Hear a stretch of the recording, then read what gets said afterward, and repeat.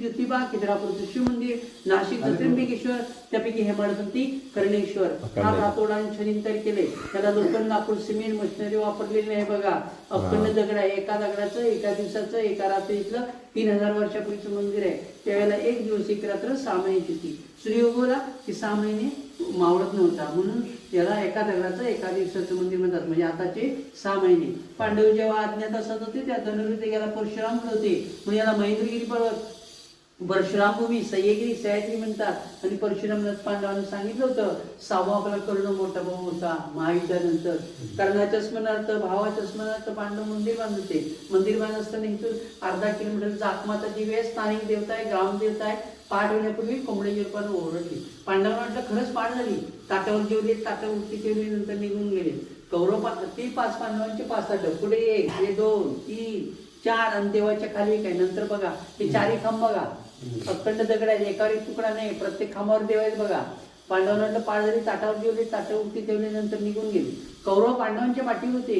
पांडव जर सापडले असते तर परत 12 वर्ष अज्ञातवासात जायला लागलं असतं. पण या मंदिराला वरती कळस नाही, शिखर नाही, नंतर बनवलंय.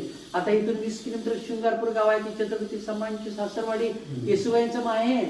छत्रपती संभाजी शिवाजी आले की 5 मिनिटं लागतील. इथून खाली जायचं, पूल आहे, पुलाच्या हे आता आले, पुलाच्या डाव्या साईडला 3 नद्यांचं संगम आहे. अलकनंदा, वरुण आणि शास्त्री, आणि 3 नद्यांच्या संगमावरचं संगमेश्वर मंदिर आहे. 10 फूट खोल आहे, खाली उतरू नका. छत्रपती संभाजी शिवाजी आले की त्या संगमेश्वर मंदिरची आणि या कर्णेश्वर मंदिरची पूजापाठ करायची. आणि पुतळा आहे ना, तिथे सरदेसाई यांचा राजवाडा होता, संभाजींचं संस्थान होतं. आणि तिथे छत्रपती संभाजींना सरदेसाईच्या वाड्यामध्ये पकडलं गेलं, अटक केली, कैद केली आणि इथून तुळापूरला नेलं, पुण्याला नेलं.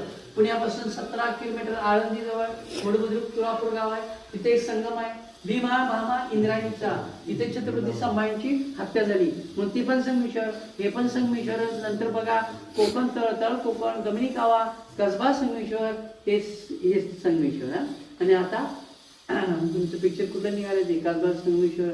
दुसरं नवीन पिक्चर कुठं निघाले आता, छावा संगमेश्वर. ते हेच ते छावा संगमेश्वर. इथं संभाजीचं शूटिंग झालंय बघा.